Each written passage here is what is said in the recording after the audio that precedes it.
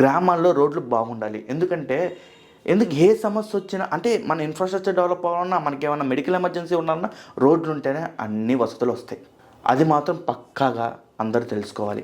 ఇంతలా గ్రామాల్లో అభివృద్ధి కనిపిస్తుంటే దానికి ముఖ్య కారకుడు పవన్ కళ్యాణ్. జనం కొనియాడడంలో తప్పేముందండి.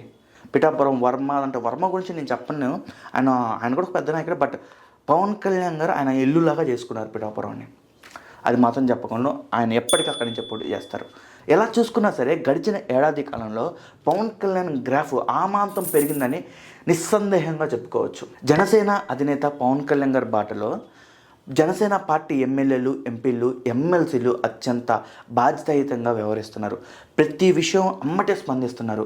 నాకు తెలిసినది ఒక్కడు అక్కడ ఇక్కడ కొన్ని ఎమ్మెల్యేలు ఇలా చేస్తున్నారనే విషయాలు తప్ప ఎక్కడ అంటే ఇది గైడ్లైన్స్ ఉంటారు చూసారా, ఇది తప్పకూడదు, నువ్వు ఎమ్మెల్యే అంటే నువ్వు పనివాడివి.